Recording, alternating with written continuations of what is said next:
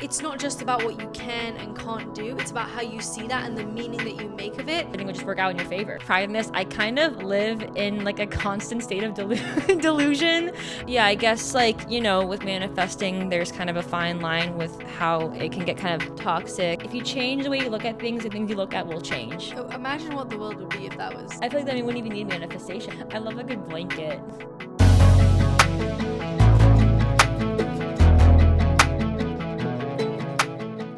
Hello everyone and welcome to the first episode of Mind Medicine. This is going to be a new series on my channel where I'm just going to be having really casual, fairly short chats on different topics to do with the power of the mind in our lives, but then specifically as well as how it relates to our health. And today I have my friend Mia. You might know her as Allergies with Mia on social media, but today we're going to be talking about manifestation, which is something we have personally talked a lot about as friends, manifestation and how we use it in our lives, but then also particularly about our health. So we'll be talking a little bit about some of the misconceptions around manifestation, especially when it comes to chronic illness and wellness culture, as well as what manifestation means to us in our lives and how it relates to our health. And then at the end, we'll talk about very specific practices that we do to manifest so that you can take away something tangible from this. So let's get right into it. Mia, why don't you introduce yourself? Tell anyone who is watching or even listening who you are. Yep. If they don't already know. Yes, well, I'm super honored to be on your first episode, Jenna, so thank you for having me. Hi, my name is Mia Silverman. I am also known as Allergies with Mia on TikTok, Instagram, and YouTube, and I've been posting about my allergies online for now 6 years, which is crazy, and I pretty much just show how I navigate living with over 50 food allergies, how I travel, how I go to grad school, even when I went to college, how I navigate going to college, showing how I order at restaurants, just like how I live my life and how you can live a fulfilling, enriching life despite having so many allergies. And one of the ways that I have really coped with living with allergies for my whole life is manifestations. This is like a perfect conversation we're going to be having today. So yeah. Thank you. I'm so glad to have you on this first installment of this series. So what do you think the biggest misconception is when it comes to manifestation? I think people think that if you manifest something, it's going to appear and work in your favor immediately. And I thought that too. I used to think, if I believe XYZ, it'll happen that day. No, it doesn't happen overnight. It's something that is kind of what you put into your subconscious. And actually, I'll get into that later. But I think overall the misconception I think people just think that it works immediately, and that's you don't get instant results. That's not how it works. Yeah, honestly, I think I would say the same. It's that people think manifestation means if I think it or if I say it, then it will be true. I want a boyfriend and a boyfriend shows up. He just spawns. I want to be able to eat every single food and it appears. I want to not be allergic to peanuts, and then you eat a peanut and you're absolutely fine. Yeah, that would be the dream. I wish, but imagine what the world would be if that was... I feel like then we wouldn't even need manifestation because it's everything would just work out in your favor. I don't know if you watched the Fairly Odd Oh yes, Fairly Odd Parents, yes. It's basically just that. We'd just be living in, what's his name, Timmy? We'd just Timmy, be living in Timmy's world. So true, so true. So we've gone over what that misconception is, what I think some people think manifestation is, but what does manifestation mean to you in your life in general, not specifically your health, but overall in your life? Yeah, well, I feel as friends, Jenna knows that, I take pride in this, I kind of live in a constant state of delusion, but not in a way where it's I'm needing psychological help and needing to get sedated for it. It's more just having constant optimism or viewing things and not having my default way of thinking being the worst case scenario, but instead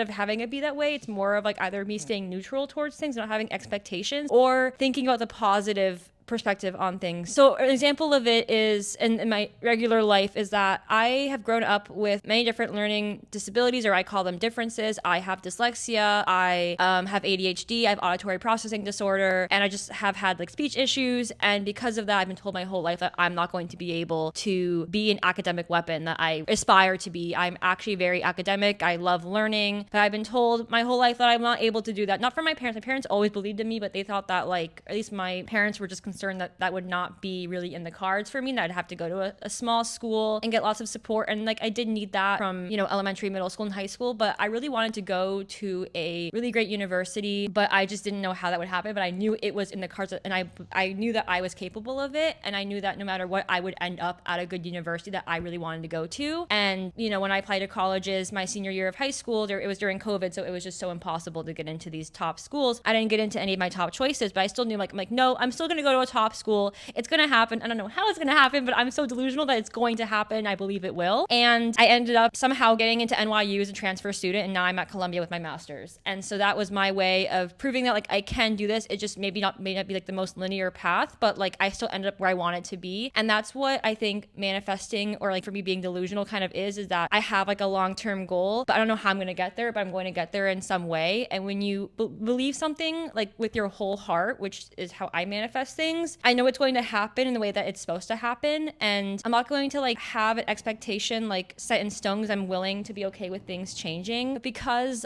I knew in my heart that I wanted to go to a top school to prove to myself that I'm capable of it, because I've been told my whole life I couldn't, like I knew it would happen, and it did. That's how I kind of approach life, is that I will have these goals that maybe are a bit like lofty or kind of just really out there, but are still like but I know that I can achieve it, and because I believe it, I subconsciously like know that it's going to happen, and I will put myself in situations where it'll help me lead me to that path. And one of those ways was transferring schools, and people often think that transferring schools is really scary and not many people want to do it, but I was like, I'm willing to like make that sacrifice to do that. So does that answer the question? Oh, 100%. I think, first of all, you are an academic weapon. Thank you. Manifested being an academic weapon and getting into a school that you really wanted to go to.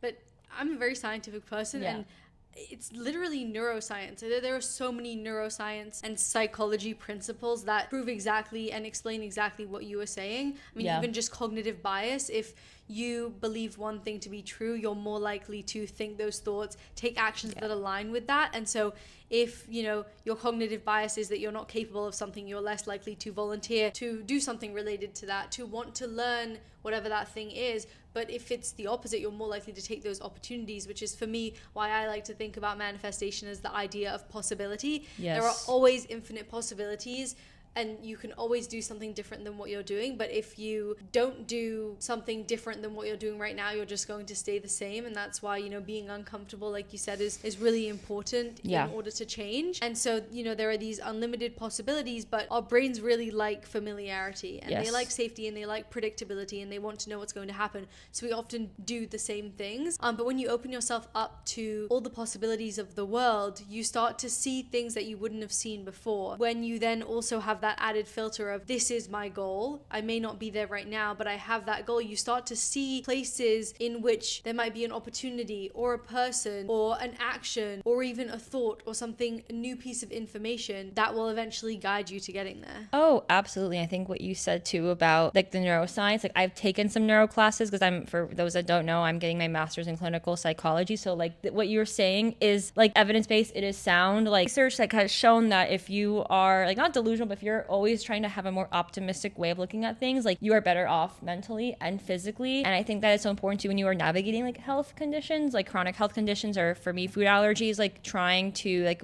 you can still like hold space and feel the frustration and feel like it's hard, because it's not easy to live this life that we both have. But on the other end, there are so many ways you can view it in a more positive light. And I actually am wondering, like for you, like how, because we kind of discussed this on my podcast, but how, because you're now in this manifestation era, and I'd love for you to kind of share with your, you know, viewers about that. I think I'm very similar to you in the sense of manifestation to me in my life it's all about, like I said, it's all about possibility, and it's all about having a positive spin on everything and finding the possibility in whatever it is. Even with my food experiment series that I have been doing for a very long time, I think I'm on part 115, 116 Unbelievable. now. Wow. And all of that has been, you know, there have been a varying number of foods I could eat at various times, but it's all just creating new things out of whatever is there right now, and just showing that you can be creative and create possibilities where there might not seem like possibility. When it comes to my health, it's sort of the same thing. At first I got actually very steered away from all of this mindset manifestation stuff because of some of the narratives I saw going around, you know, your mind controls your health, so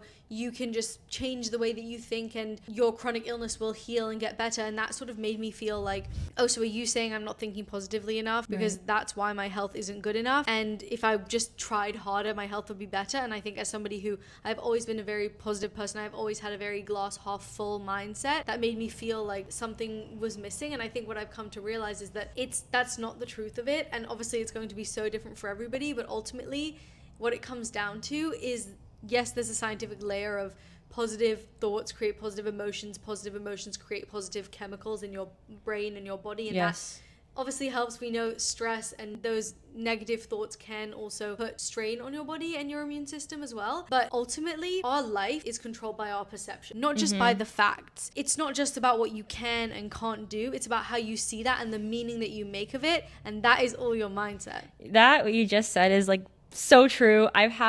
This is like a personal anecdote, but on my Facebook, for my personal like friends and family, I've had the same bio since I was in high school, and it says, if you change the way you look at things, the things you look at will change. And that's love that. Put that on screen as a big quote, Mia 2026. Now I'll add my quote. My quote is, what your body can't do is way less interesting than what your mind can do with it. Heck yeah.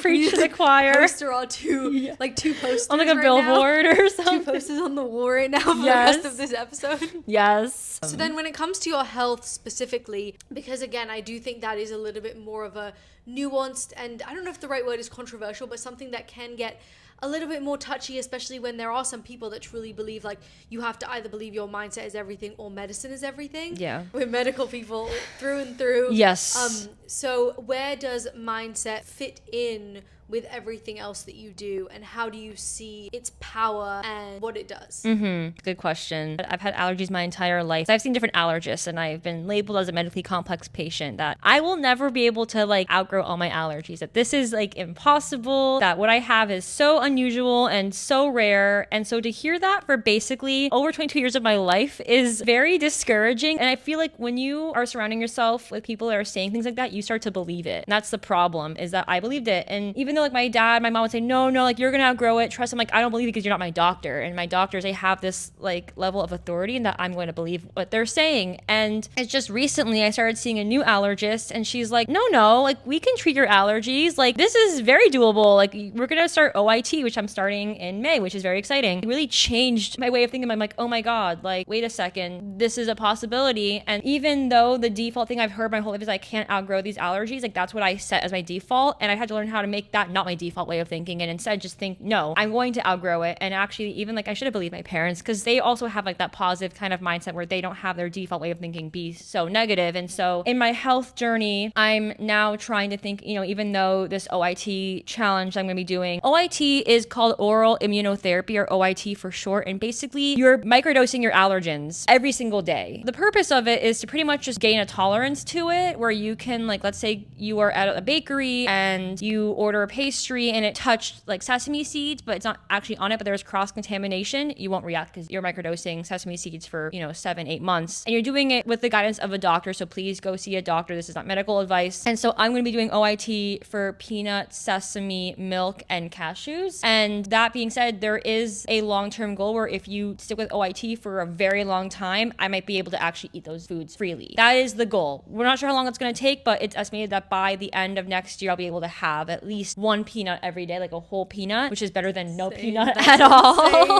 So I think what's important is to have an abundance mindset when you're navigating health issues, because you have nothing to lose. And we're also living in a time where AI is now coming into play and now going to be used for research and finding new treatments for different health issues. And so I think that it is actually so important to think abundantly, because if you're thinking so like negatively and limiting, like you're just not, like, what if you miss out on different opportunities? Like, as you said, if you are thinking in a more positive way, you're going to be put in positions that will have opportunities where you can do what you want to do, like what you want to achieve. And so now that I'm, doing this OIT treatment, I'm now open to maybe even other treatments that might be even a better fit for me. Like, who knows? But I guess what I'm trying to say here is I'm like going in these different, because I have so much I want to say about it, is that it's important to be hopeful with your health and know that everything in life is temporary. Nothing is permanent. And if you can recognize that, that will also be the same way you view your health, where you're having these different health issues right now. And while it's so terrible and it makes your life very difficult, like it is temporary. And there are people who are dedicating their lives to finding treatments for these different health issues, which is like amazing. And again, with AI coming into play, I'm going to speed up that process a lot. And that should right there be enough for you to kind of like, okay, like there is hope. I should try to reframe instead of thinking, oh my gosh, like I'm stuck, like I'm not going to get better. Like, no, like you're going to get better, but you have to believe that too. I'm so excited for you for doing OIT and all these different treatments. I think I'm the same way in that for my health, it's all about opening up my mindset and not thinking that this is how it's going to be forever. Yeah. And also just not letting my health control my life, and not in a way of like, there are certain things that I'm not able to do that I see other people around me, but I don't think of my life in a comparative way. Yeah. I've been making these videos that like sort of use the phone battery as an analogy, and I get a lot of comments saying, oh, well, I don't even wake up at 100%. And the interesting thing is, when I started that series, I compared the person without the chronic illness having 100% and the person with a chronic illness waking up with 100%, because when I wake up, I don't think about how I have less energy than somebody else who doesn't have a chronic illness. I just think like I'm waking up with 100% subjectively right now. And now I think, what can I do today? I'm not thinking, sometimes, yes, I get into the, well, I had more energy yesterday, or I hope I have more energy tomorrow. And that's completely normal and valid. But then ultimately, what controls my life is what I decide to do with that. And I have this food wish list real life vision board for manifesting, and it's literally just a shelf in my kitchen where I have a bunch of the foods that I really want to eat. And the idea behind that is a little bit more physiological based, which is that, our emotional brain reacts before our logical brain can. So that's why some of these limbic system brain retraining programs do help for people who are reactive to things, because you could be having a reaction based off of that. I know sometimes when I've been having anxiety and I'm already having a reaction, it'll make it worse, and being calm actually helps my body calm down and not keep firing and triggering all these different symptoms and reactions. And so if I'm doing these different treatments and taking new medications, and that's giving me the opportunity and the possibility to not react to something, I want to give it the best chance I can. And if I have this fundamental, deeply ingrained fear of that food, then, right now, if I see a peanut or I even smell peanuts, I instantly like feel that tension, because I'm afraid of what can happen and what, based off of what has happened in the past. But I want to open myself up to the possibility that just because that has happened in the past, that might not be the future. And so the idea of having those foods was to have them in my kitchen every single day, to look at them. This is the science of why people say things like vision boards work, is you look at it every single day and you start to become more familiar and more comfortable with it. And as we said earlier, our brains as humans like things that are familiar, and so you're more likely to be inclined to choose things that will get you there, and to have that comfortable response, so that when it is time to try those foods, I'm not afraid of them, and I don't have that emotional response before I can logically say, no, the circumstances have changed, maybe I won't react to this now. I love that. And I think that like what you have over there, that shelf is like a vision board of its own, which is so cool. And you brought up an interesting point that I wanted to like elaborate on, which was about comparing yourself to other people. And I think that's actually really important when you're manifesting, is to like not do that, because that will not make your manifestation goals work if you're comparing and looking at other people's journeys. Because my therapist, who I've been seeing for years now, has helped me reframe my way of viewing life as a journey, and it's your own journey. Everybody else's journeys, they're all unique. And so if you look at other people and say, wow, like this person, like they were able to get treatment and then now they outgrew these allergies, or oh, like they're able to do this and I can't, like that's not going to help you. That's gonna make you actually like get off track on your manifestation goals. And so I think by you like sticking to like what your goals are, what you want, like such as like hopefully being able to eat these foods, is so important. And I think that comparison is, especially like in a day where we're always posting online and seeing other people's content, it's so easy to compare yourselves to other people. And that's like a thing that I've learned, is that if you want to achieve your goals, you cannot compare yourself to other people. And you also cannot feel threatened by other people's successes and wins. Like if anything, you should be happy for them, because that'll also inspire you to even like to push through your goals and really like pursue them even more. Does that make sense? 100%. I have an analogy, and I'm a very visual person. I think in pictures and then I try and say it out loud. So this analogy may not make any sense to anybody, but we're going to go for it. Yes. Because why not? It's kind of like, people talk about walking on your own path or like your own road and making your own path. And if you see somebody else and try to compare yourself and try to follow in their path is already built exactly how they're building it. You're essentially just following them. You're not actually creating a path.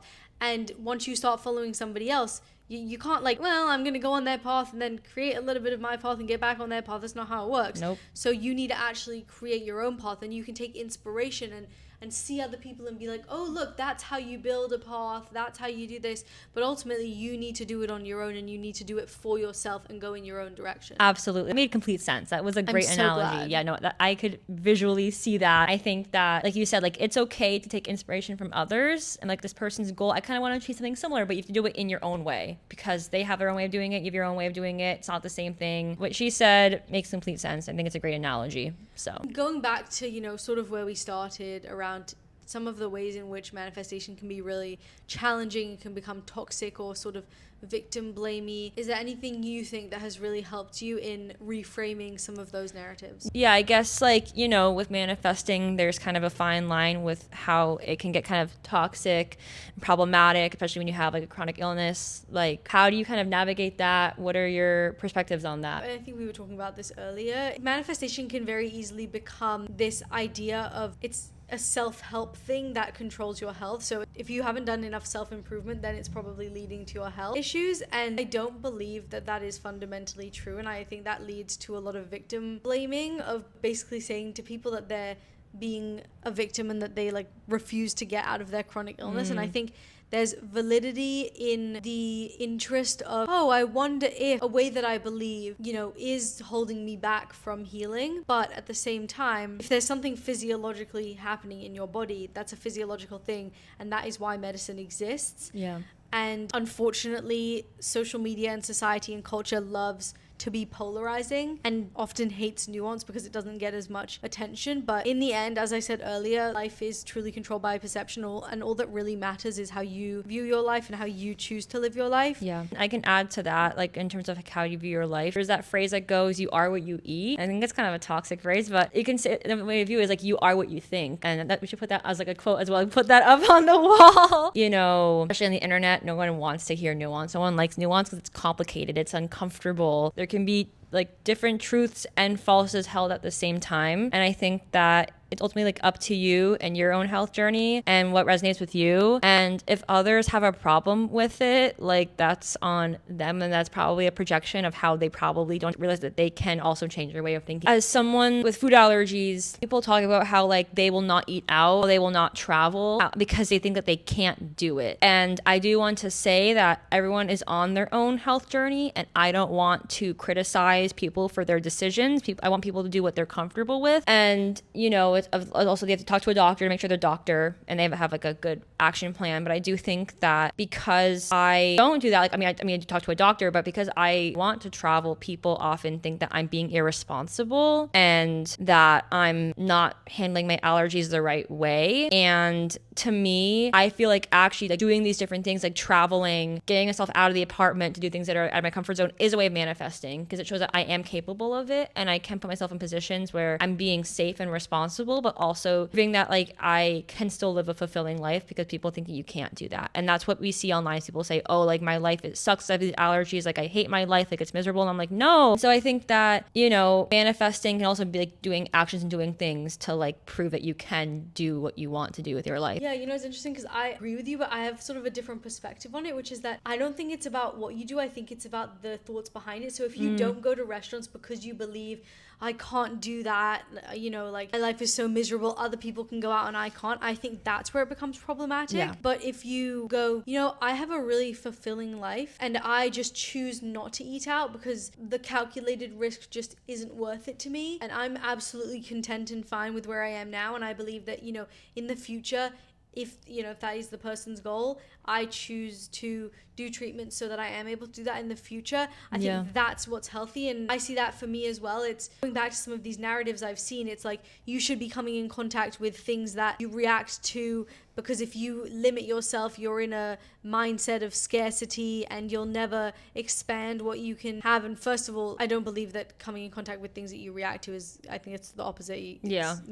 That's not how you change. No. But for me, I live my life. Yes, I'm only able to eat 8 foods, but I enjoy my food every single day. I see true abundance in the 8 foods that I can have. I go out to restaurants and I don't eat food because there's nothing on the menu I can eat, but that's just how it is, and I truly accept that. And that doesn't mean that I don't get upset sometimes. That doesn't mean that I don't miss having other foods. That doesn't mean that I'm like, I really wish I could eat that. But ultimately, I truly feel fulfilled by what I'm able to have and by my life. That's beautiful. And I think that, people also just like put a lot of emphasis on, like, because our diets are very different. Like, I can still eat a decent amount, but it's more restrictive than someone that can eat, only has like 8 allergens. Like, it's all relative. But people think that like, oh, food has to be this like amazing thing, but food is just fuel. And like, I feel like as long as you have things you can eat, like, that is a win. And I'm glad that you find joy in the foods that you eat, because the foods you eat, like, I watch it looks good. Like, I've had your turkey. She's a great cook. Like, her turkey is outstanding. So I think that it's so important to also just appreciate what you do have and how you can still like live a fulfilling life. So, I also think ultimately people often feel, and I do think this is somewhat true about manifestation as well, people often feel like their life has to be perfect right now for them to be happy. And I think that leads to what we started this with, which is the misconception that manifestation is, I think this thing and I have it immediately. But I think true happiness comes from being happy with where you are regardless of where you want to be in the future. So even though I want to be able to eat more than 8 foods in the future, I'm happy with where I am now, and that doesn't mean that I don't believe I ever want to go anywhere else. And I think society has made us think that if we're happy, then that means that we have no ambition and no future goals. So now going into the final thing to wrap this up, a lot of these topics like manifestation can be very abstract. So what are some tangible ways that you manifest, or what does that mean in your daily life, and what are those practices that you do to manifest? Yeah, I think it's important. I feel like people talk about manifesting, but like, how do you actually do it is the question. So I have a few different methods. The first one is journaling, and I'll write down like my goals, what I'm hoping to achieve in this current year. I also just write down my thoughts and my feelings. I think it's important to have a clear head when you're manifesting, and if you don't have an outlet to express your feelings, things can get very jumbled up and messy.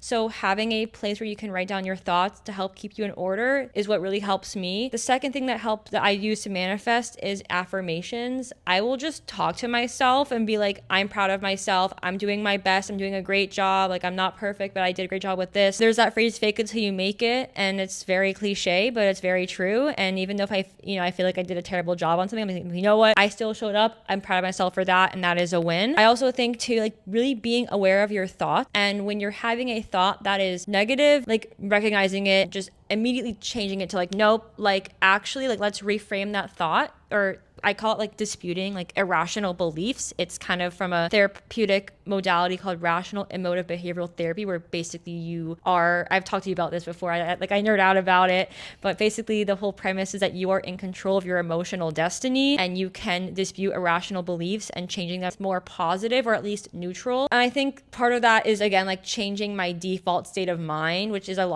requires a lot of mental gymnastics and having to be, again, like super aware of your thoughts. Other thing I do is I am surrounding myself with people who inspire me. I think there's one way that people will feel threatened or jealous, but I actually just feel really inspired when I'm around people who are successful, like Jenna, or people that are like mentors in my life, who I'm like, wow, like, I don't want to be just like them, but I admire their goals, their ambition, their mindset, the way they see the world, and it helps me kind of push me to keep moving forward and doing my best. Who you surround yourself with really matters, and if you have people in your life who just bring you down and don't want you to succeed, that can really kind of deter you away from what your goals are. Like, personal experience, I have people in my life who have preyed on my downfall, who don't support what I do, and that's okay. But I want people in my life who do support me, and I support them. I think having that kind of support system is really important when you're manifesting. So yeah, do you think those are like tangible techniques? But how about you, Jenna? What are your tangible techniques? I couldn't agree more. I think for me, it's a little bit more challenging to put it into action and put it into practice, because I have really severe OCD, and I've had anxiety and OCD for a long time. And for anyone who doesn't know, or just to give context, context of how it affects me with the OCD, it sort of feels like this part of my brain that is outside of who I identify with in my personality that sort of attacks. And I find that it's these constant intrusive thoughts and these constant doubts that specifically attacked positive thoughts. And so something I've had to reframe and think about is a lot of the narratives in manifestation are that you always have to think positive, and if you think negative, it's like taking steps backwards. But realizing that it's about creation. So the more you create positivity, like you can just keep filling that, and the negativity, as long as you don't feed into it further, just sort of sits there and passes by. And so I have learned to have a lot of grace with myself when I have those negative thoughts, and when I'm in a period of time where creating those positive thoughts only feeds anxiety and the OCD, and it feels like as soon as I feed a positive thought, it immediately gets attacked 10 times harder by the OCD. Actually just taking a break from like the creation of the positivity and giving myself a break, because again, even though there are some narratives that I've had to battle with that say, well, if you're not doing it every day and you're not doing it all the time and you're letting yourself think negative thoughts, then it's not working. Like I have to acknowledge that there is a part of my brain that chemically is doing that, and I don't have complete control over that, and that's actually okay. And again, not listening to the narratives that say, well, you can control your brain completely 100%, even if it's something like anxiety or OCD or depression or whatever. Maybe that's true for some people. I don't know. That's kind of irrelevant. Not realistic either. It's not. I have just learned to work with my brain, and sometimes that means giving it grace. But when it does come to what I do, I like to have a more open thing of not having, I'm going to journal every day or I'm going to do affirmations every day, but I have learned the methodologies behind it, and the biggest one being, well, there's two layers to it. There's the regulation and then the neuroplasticity. So the regulation is like, how do you bring your guard down, especially as someone with chronic health issues? My nervous system is very dysregulated. I always sort of am in this fight or flight, have my guard up. Yeah. And then neuroplasticity is the idea that we can rewire our brains. It's like a habit. The more you do it, the more of a default it becomes, the easier it becomes, and the more familiar it becomes. And I just do that with my thoughts. I'm realizing what the beliefs that I used to have before, or the negative thought patterns that I have, and start creating new ones. Sometimes that's through affirmations, like you said. Sometimes that's through visualization and imagining the things that I really want and creating those feelings and emotions in my body, and just being aware of the way that I'm acting, the words that I'm saying, and the words that I'm thinking, and the energy that I'm creating in my own mind, because I believe that whatever energy I create inside is going to create my reality, and that is truly what manifestation is. Amen to that. That's awesome, Jenna. I think that especially having OCD makes it really difficult, but I think part of that probably has taught you that like you can't control everything, but at least you can control what you can control, and I think you're doing a great job of that. Thank you. Of course. This is such a great conversation, and I always love to hear your perspective on things. I'm really inspired by you and always encouraged by you and your mindset and the way that you approach the world. And I think even though we have so much in common, we also think in different ways, and so it's always interesting to hear a different person's perspective. And I hope for anyone you watching this or listening to this, that you can see that manifestation isn't one thing. It's truly different for everybody, and it's this idea of it's how you can use your mind to live your best life. So this is just the first of this series. There is so much more to come. So if you have a particular topic that you'd like me to talk about, or somebody that you would like me to talk about it with, let me know down below in the comments. Make sure you're subscribed. Make sure you go follow Mia. I will link all of her socials in the description. Thank you so much for watching. I hope you have an amazing rest of the day, and I'll see you next time. Bye.